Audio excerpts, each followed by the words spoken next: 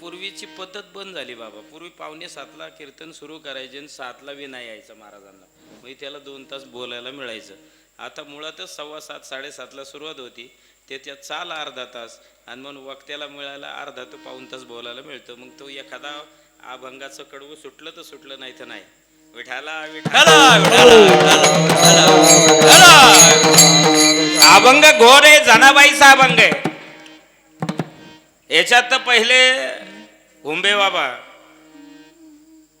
अभंगाला सुरुवात केली आणि सासूचं नाव आले आले यांच्या कपाळावरच्या आठ्या बसल्या असते, म्हणे याला आणला कुणी. सासू मरू दे सासरा मरू दे, काय लावले काय कळत नाही. पण सुना नसतील, त्याच्यामुळं सुना जर असत्या तर त्यांना इथं जरा आनंद झाला असता, बरं झालं आमच्यासारखं महाराज बोलायला लागला. पण मी तुमच्यासाठी हा अभंग घेतला नाही आहे, एक लक्षात ठेवा. या अभंगामधले बोल वेगळे, या अभंगाचा अर्थ वेगळा आहे. इथे जनाबाई खऱ्या अर्थानं देवाला जे मागणं मागतायत, देवाला तो नवस करतायत ना, या माझ्या शरीरामध्ये असणाऱ्या कल्पनारूपी सासू, कल्पनारूपी सासू काय जाऊ दे, मरून जाऊ दे, आणि अहंकार रूपी सासरा त्याचा नैनाट होऊ दे, आणि आशारूपी असणारी ननंद ती पण काय करू दे, ती मरून जाऊ दे. म्हणजे आपल्यातला एकदा अहंकार गेला, आपली इच्छा मेली, आणि मग इथे जर कल्पनाच जर निर्माण झाली नाही, तर मग या देहाला मात्र काम क्रोध विकाराने काय झालेलं असेल, काम क्रोध विकारा विरुद्ध असणार हे शरीर.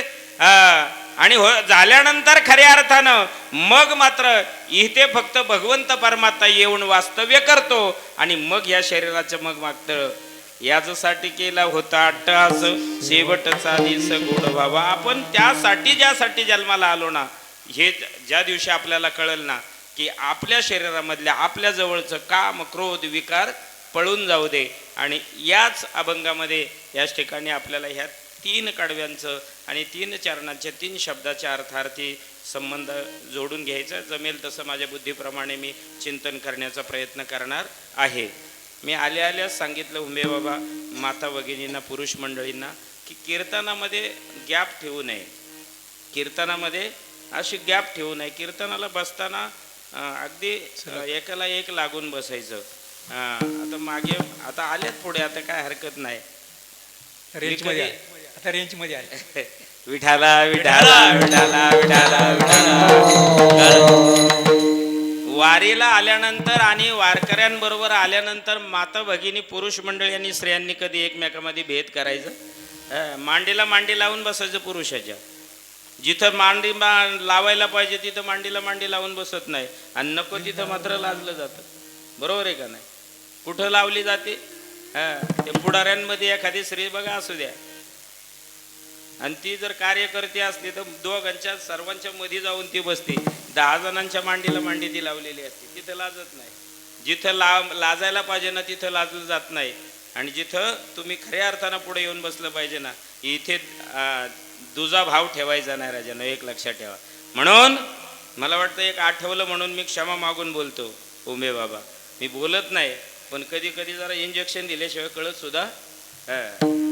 जुना काळ, आणि त्या जुन्या काळामध्ये दादा कोंडके हा सगळ्यांना माहिती आहे. दादा कोंडकेंनी फार पूर्वीच्या गाण्याची सुंदर रचना केलेली आहे, आणि त्या रचनेमध्ये मला वाटतं त्यावेळी 30 वर्षापूर्वीच्या काळामध्ये दादा कोंडकेंनी एक सुंदर गाण्याची रचना केलेली आहे, आणि ती स्त्री आणि पुरुषावरती आज तंतोतंत तशीच्या तशी अगदी. मी चॅनलवाले आहे तेवढं तुम्ही गाळून टाका, नंतर काळजी करू नका.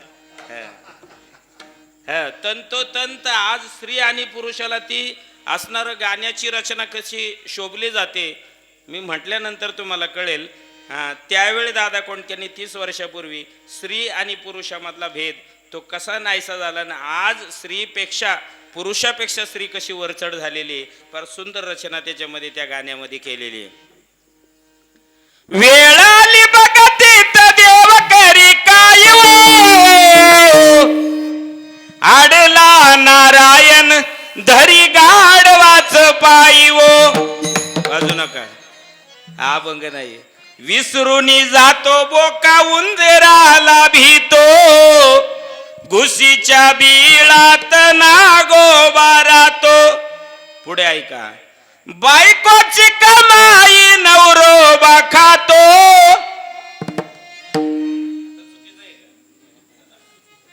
आता बायको करून आणायची. आमच्या पुण्यामध्ये ज्याला नाही थारा त्याला सुतारा धरा. उठसूट बायको करून आणून तिथं ठेवायचं, बायकोला भांडी घासायला लावायची आणि या बॉम्बेनी राजकारणात फिरत बसायचं. पण दादा कोंडक्यांचे बोल सुंदर आहे. आज त्या गाण्याचा तंतोतंत हा संबंध कसा लागलाय पुढे फार गोड त्यांनी म्हटले. पुरुषाच्या जागेवर बसली आता बाई वो, आडला नारायण धरी गाढवाच पाय वो. आता त्या गाण्यातले अर्थ वेगवेगळे आहेत. कशी या दुनियेची रीत उपराटी, संकट लागतंय. फार सुंदर आहे रचना, फार सुंदर आहे. बापाला कोर्टाची पायरी पोरगा, म्हणजे हे कलियुगामध्ये आता चाललेले की आता गव्हर्नमेंटने मोदी सरकारने काय केलंय तर आता 50% अधिकार स्त्रियाला. मग मला सांगा उंबे बाबा, जर त्यांनी ठरवलं का हो जर 50% आम्हाला अधिकार आहे तर प्रत्येक वेळी भाकरी ते म्हणत नाही म्हणून बरं आहे. एक लक्षात ठेवा, अधिकार त्यांना मिळाला पण तुकाराम महाराजांचा गोड अभंग पायाची वाहन पायीवरी.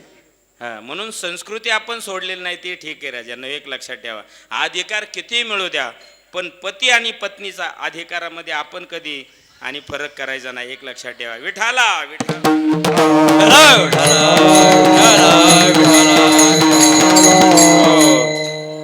अभंग जनाबाईचा गोड अभंग. या अभंगाद्वारे जनाबाई खऱ्या अर्थानं देवाकडे मागणं मागतायत, देवाकडे प्रार्थना करतायत, देवाकडे नवस बोलतायत. आता तुम्हा मंडळींना थोडासा याच ठिकाणी शंका निर्माण झाली असेल. काय शंका निर्माण झाली ती शंका एकदा आपण दूर करू आणि मग अभंगाकडे वळू. की पहिली शंका तुम्हाला निर्माण झाली असेल, महाराज अभंग तुम्ही घेतला पण आज तागायत आम्हाला कुठेही असं वाचण्यात आलं नाही की जनाबाईंनी पांडुरंगाला सोडून इतर कुठल्याही देवाला वरलेलं नाही. मग हा अभंग जनाबाईचा आहे. मग ही शंका आपल्याला दूर करायची पहिली की इथे जनाबाईंनी पांडुरंगाला नवस केलेलं नाही. खंडेराया तुझं करीते नवसू मरू दे रे सासू खंडेराया. खंडेराया म्हणजे जेजुरीच्या खंडोबाला नवस केलेला आहे. माझी असणारी कल्पना रूपी सासू माझ्या शरीरामधली मरून जाऊ दे. अहंकार रूपी सासरा ए खंडोबा मरून जाऊ दे. मग तुम्हाला असा थोडासा प्रश्न निर्माण झाला असेल की हाच नवस जनाबाईंनी पांडुरंगाला का केला नाही आणि तो खंडोबालाच का केला. बरोबर आहे का नाही. ही शंका निर्माण होणं गरजेचं आहे. तर त्याचं कारण असं आहे, लक्ष देऊन ऐका. प्रत्येक देवामध्ये भेद कुणी केलेत? भेद आपण केलेत. कुणाला मंगळाई आवडती, कुणाला खंडोबा आवडतो, तर कुणाला गुरुवारी दत्तात्रय आवडतं, तर कुणाला पांडुरंग आवडतो. आपली प्रत्येकाची आवड वेगळी वेगळी. एक लक्षात ठेवा. सोमवार आला की आवडीचा भक्त वेगळा आहे राजांनो. एक लक्षात ठेवा. मग त्या असणाऱ्या भगवान शिवाचं भजन करणारी मंडळी आपल्याला पाहायला मिळेल. भजन करी देवा देवा, भजन करी देवा देवा, भजन करी देवा देवा, भजन करी देवा. राम भजे सदा शिवा, राम भजे सदा शिवा, भजन करी देवा, भजन करी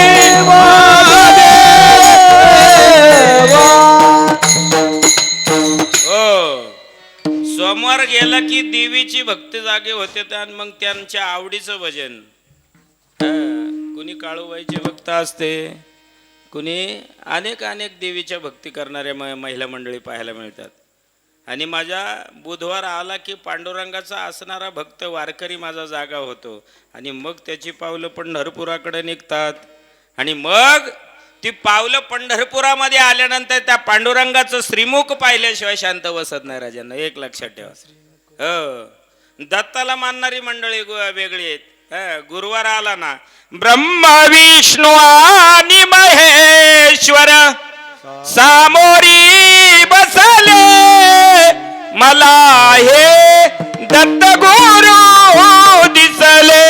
हो, ते गुरुवारचं भजन करणारी मंडळी वेगळे, शुक्रवारच्या देवीचं भजन करणारी मंडळी वेगळी आहे राजांनो. आणि एकदा शनिवार आला ना आला की हनुमंतरायाचं मग ते भजन करी, ती तर वेगळीच आहे राजांनो. हे 7 दिवस एकदा गेले ना. आणि पूर्वी एक जुनं गाणं होतं शाळेमध्ये, जुनी कविता होती, रविवार दिवस माझ्या आवडीचा. इतर दिवस सगळे नावडीचे, रविवार दिवस मग ते काळ्या पिवळ्या सगळे पिशेवाले जागे होतात आणि ते म्हणतात देवाला लागतं म्हणून. आता आमच्या देवानी जर असं काही खाल्लं पिल्लं असतं तर देवानी इतक्या दिवस तुमचा आमचा संहार केला असता राजांना. एक कुठल्याच देवाला कुठल्या प्राण्याचा जीव घेऊन त्याचं मांस करणारा माझा देव नाही राजांना, एक लक्षात ठेवा.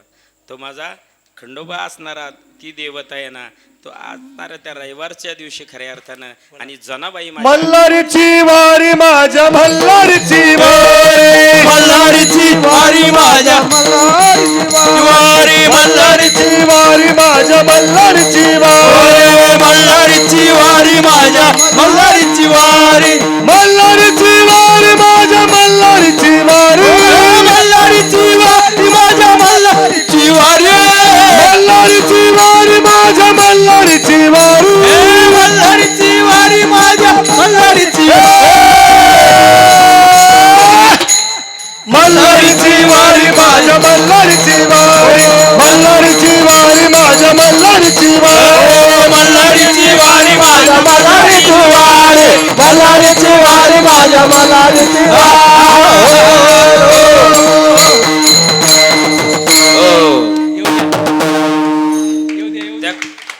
वा. खंडोबाचं भजन आणि त्याचं नामस्मरण करणारा वर्ग वेगळा आहे राजानं, एक लक्षात ठेवा. आणि त्यातल्या त्यात बाबा तुम्ही हा अभंगातून वर्णन केले, पण यांना त्या अभंगातून आवडणारा नाही, तो वर्ग वेगळा आहे. तो त्यांना काय आवडतं, खंडेरायाच्या लग्नाला ते लगेच चेहऱ्यावर असे तवतवीत होतात ना बाई, विठाला विठाला हो. म्हणून आपल्याला प्रत्येक आपला दिवस बदलला, वार बदलला की आपला देव बदलतो. तसं जनाबाईंनी देव बदललेला नाही, लक्ष ठेवू नाही का. जनाबाईंनी नवस खंडोबाला केलेला आहे, पण त्याच खंडोबाचा अवतार आणि पांडुरंग परमात्म्याचा अवतार वेगळा. आपण हरिहरा भेद, आपण देव वेगळे केलेले आहे, मानणं वेगळं आहे एकमेकाचं, एक लक्षात ठेवा. पण पांडुरंगाचा अवतार तोच आणि खंडोबाचा अवतार सुद्धा तोच आहे. म्हणून त्या फक्त खंडोबाला विनंती केलेली, खंडोबाला नवस बोललेले, विठाला विठाला विठाला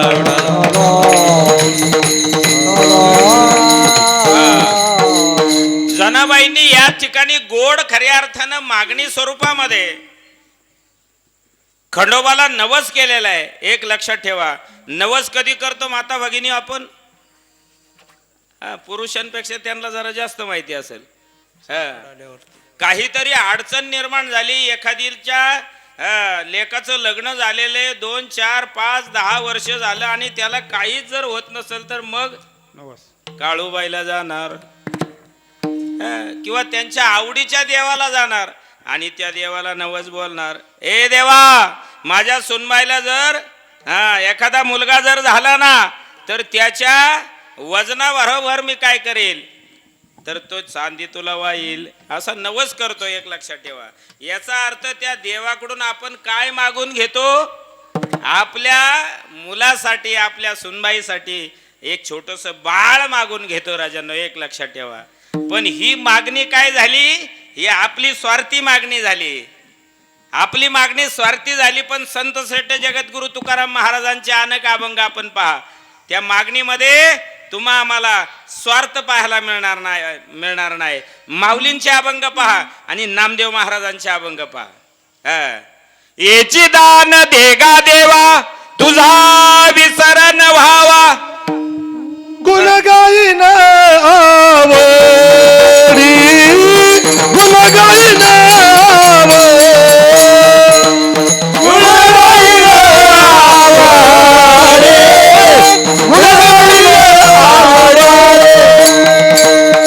गुण गाईन आवडी, गुण गाईन आवडी, गुण गाईन आवडी,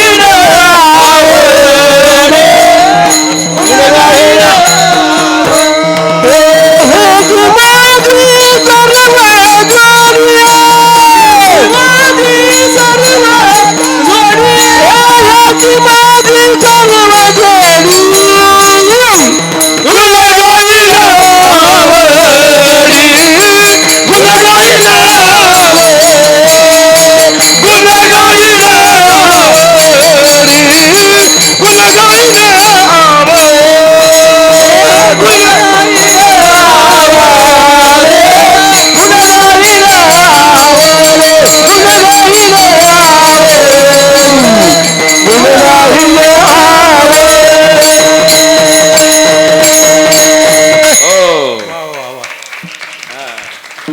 असे टाळे वाजवत जा.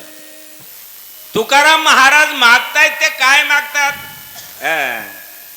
इथे फक्त देवा तुझं भजन करण्यासाठी मला काय करावं, हीच मागणी, भजनाची मागणी करतात राजानं. एक लक्षात ठेवा, तुझं गुण गाऊ दे आणि ते गुण गाता गाता माझा असणारा हा देह वैकुंठाला जाऊ दे राजानं. ही आपली मागणी पाहिजे. पण आपल्या जीवाची मागणी काय? संसारात येणं आहे, ते कमी पडलंय, मला घरामध्ये टीव्ही नाही, मला कपाट नाही, शेजारचीने गाडी घेतली, मला कधी मिळेल. ह्या जीवाच्या मागण्या, ह्या आपल्या सांसारिक लोकांच्या मागण्या राजांनो. पण नामदेव महाराज या ठिकाणी मागणी करतायत ना राजांनो, ती मागणी फार गोड आहे. अकल्प आयुष्य व्हावे तया कुळा, माझी या सकळा हरीची दासा, कल्पनेची बाधा न हो कोणे काळी, ही संत मंडळी सुखी असो. ही नामदेव महाराजांची मागणी आहे राजांनो. कुणासाठी आहे? तुमच्या आमच्यासाठी. ही संत मंडळी सुखी असो. आणि माझ्या असणाऱ्या माऊली महावैष्णव ज्ञानोबरांची मागणी आहे राजांनो, की ज्यांनी संसारच केला नाही बाबा, ज्यांनी संसारच केला नाही त्यांनी म्हणावं अवघाची संसार आनंदे भरीन. तुमच्या आमच्यासाठी ही संतांची मागणी आहे. पण याच्यात सुद्धा दोन मागण्या, नामदेव महाराजांची आणि तुकाराम महाराजांच्या मागणीमध्ये थोडासा स्वार्थ सापडला. थोडासा स्वार्थ सापडला. तो कसा स्वार्थ सापडला ऐका. की इथे तुकाराम महाराजांनी मागणी जी केली, येची दान देगा देवा तुझा विसर न व्हावा, म्हणजे देवा तुझा विसर मला होऊ नये एवढं मला तू दे. याच्यामध्ये काय आला? मला विसर होऊन देऊ नको. हा मला विसर होऊन देऊ नको हा काय आला? स्वार्थ आला. नामदेव महाराजांचा स्वार्थ या ठिकाणी आला. अकल्प आयुष्य व्हावे तया कुळा, माझी या सकळा. कुणाला? माझी या सकळा, म्हणजे इथं फक्त जी मंडपात बसले तेवढ्यांना, बाहेरच्यांच्यासाठी त्यांनी मागणी केलेली. याच्यात सुद्धा काय आला? नामदेव महाराजांचा स्वार्थ आला. पण माऊलींच्या अभंगामध्ये स्वार्थ नाही राजांनो, एक लक्षात ठेवा. आता विश्वात्मके देवे येणे वाग्यज्ञ तोषावे, तोषोनी मज द्यावे पसाय दान. हे पसाय दान बाबा हुंबे बाबा कोणासाठी मागितलं? महाराष्ट्रासाठी? देशासाठी? नाही, विश्वासाठी राजांनो. एक लक्षात ठेवा की अशी माझी माय जन्माला आली ना राजांनो, त्या माईने महाराष्ट्राने ती माय दिली आपल्याला आणि जगाची माय ठरली राजांनो. एक लक्षात ठेवा, ती जगाची माय म्हणून तिला माऊली म्हटलं गेले राजांनो. एक लक्षात ठेवा. म्हणून राजांनो, अरे संतांचं थोडं तरी अनुकरण करा. जगा पण असं जगा ना, कमीत कमी मरताना मेल्यानंतर, अरे तुम्हाला ज्यावेळी तिरडीवर बांधला असेल ना त्यावेळी विठाला विठाला तिरडी व ज्यावेळी तुम्हाला बांधला असेल ना, जाताना सुद्धा शेजारच्यानी नव्हे तो समाज सगळा पुटपुटला पाहिजे आणि त्यांनी म्हणलं पाहिजे, अरे काय माणूस होता सोन्यासारखा राजा, अजून काही दिवस तो जगला पाहिजे होता. एवढं तरी तुमच्या बाबतीत समाजाने म्हणावं राजांनो. पण तेवढं म्हणत नाही. बरं झालं ही गावची कीड, बरं झालं गावची कीड गेली म्हणून असं जर म्हणून घेणार असेल तर आपला जीवन हे किडामुंगीप्रमाणे राजानो. एक लक्षात ठेवा, किडामुंगीचं जीवन काय कामाचं आहे राजानो. पशु काय पाप पुण्य जाणती, ते काय उत्तम मध्यम भोग भोगती. पशुला पापही कळत नाही आणि पुण्यही कळत नाही. मग पशुचा आणि पक्षाचा आणि किडामुंगीचा जन्म जर आपल्याला मिळाला तर तो कामाचा आहे का? तो काही कामाचा नाही. झाडा झुडपांचा जन्म जर मिळाला, कोटी कोटी जन्म तुम्हाला एका एका फेऱ्यामध्ये घ्यावे लागणार राजानो. एक लक्षात ठेवा. पण ते जन्म मिळून जर आपल्याला तिथं परमार्थच होत नसेल तर तो जन्म मिळून काही कामाचा नाही. म्हणून पुन्हा पुन्हा या मृत्यू लोकामध्ये हे देव सुद्धा या शरीराची काय करतात? इच्छा करतात. स्वर्गीचे आमर इच्छिता तू देवा, स्वर्गीचे अमर इच्छिता ती देवा. स्वर्गीचे अमर इच्छिता तू देवा, स्वर्गीचे अमर इच्छिता तू देवा. लोकी व्हावा जय मामा, मूर्ती लोकी व्हावा जय मामा. नारायण नामे होऊ जीव मुक्त, नारायण नामे होऊ जीवन मुक्त. मृत्युलोकी भावा जन्मावा, मृत्युलोकी भावा जन्मावा. नारायण नामे होऊ जीवन मुक्त, नारायण नामे होऊ जीवन मुक्त. स्वर्गीचे अमर इच्छिता तू देवा, मृत्युलोकी भावा जन्मावा, मृत्युलोकी भावा जन्मावा जन्मावा. स्वर्गीचे अमर इच्छिता तू देवा, मूर्ती लोकी व्हावा जन्मामा, मूर्ती लोकी व्हावा जन्मामा, व्हावा जन्मामा, व्हावा जन्मामा. वा. म्हणून या मृत्यूलोकामध्ये आलत ना बाबांनो, एक लक्षात ठेवा. आता कुणाची 60 झाली, कुणाची 80ला आलेले. मी हात जोडून विनंती करतो, जेवढं गेलं वर्ष जाऊ द्या, नकळत अज्ञानपणामध्ये गेलं, पण उरलेलं आयुष्यामध्ये परमार्थ करा आणि तो परमार्थ तुमच्या कामाला येणारे राजानो. पुढे जर तुम्हाला पुन्हा या मृत्यूलोकामध्ये जन्माला यावंसं वाटलं ना, यावंच लागणार. या जीवाला कर्म चुकत. तुमचं कसं कर्म घेऊन येणार आहे? मग तुम्ही पशुच्या जन्माला जाणार आहे का पक्षाच्या जाणार आहे, बैलाच्या जाणार आहे का म्हशीच्या जन्माला जाणार हे तुम्हाला माहिती नाही. पण जर त्या जन्माला जावं नाही वाटत असेल तर तुम्हाला परमार्थ करणं गरजेचं आहे. परमार्थ ये मादन जोडी देवाचे चरण. ज्या मृत्यूलोकामध्ये जर परमार्थ केला ना, अरे देवाच्या बापाला सुद्धा तुम्हाला न्यावायला यावं लागतं राजांना.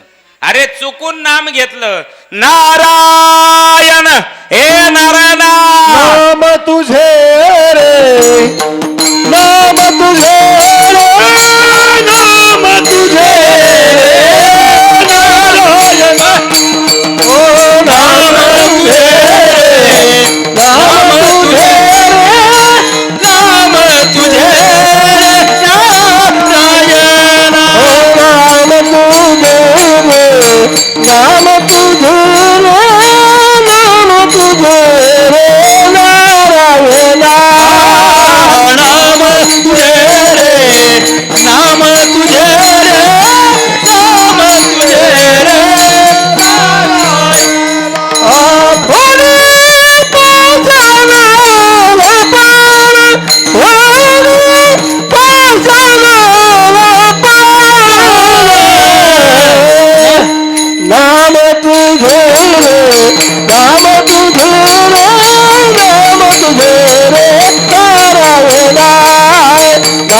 तुझे रे नाम तुझे रे नाम तुझे रे नारायणा नाम तुझे रे नाम तुझे रे नाम तुझे रे नारायणा नाम तुझे रे नाम तुझे रे नाम तुझे रे नारायणा नारायणा नारायणा. तुम्ही मंडळी म्हणाल की एवढीचं नाव घेतल्याने काय होतं, तर लक्ष देऊन ऐका मी सांगतो, म्हणजे काय होतं मी त्याचा अर्थ कळेल तुम्हाला. मला सांगा ओंबे बाबा, तुमच्याकडं भात होत नाही ना? भात नाही ना होत? आमच्या मुळशी तालुक्यात या, आमच्या 1000 गावची लोकसंख्या, आमचे मामा इथं बसलेले साठे मामा, त्यांची जवळजवळ 1500 लोकसंख्या आहे. समजा 1500 गावातल्या प्रत्येक व्यक्तीने आपली भाताची गंजी एका जागेवर अशा लाईनीने लावल्या. हुंबे बाबा, त्या पेटवण्यासाठी किती घरातल्या काड्या पेट्या आणायला लागल? महिला मंडळी लक्षात येते का? गावची लोकसंख्या 1500 आणि त्या 1500 लोकांनी जर गवताच्या गंजी एक जागेवर लाईननी लावल्या तर एका घरातल्या एका काडीची पिटी त्या गवताच्या 1000 गवताच्या गंजी जाळून टाकायला पुरेशा आहे. तृणाग्नी में समरस झाले तृणाग्नी में समरस झाले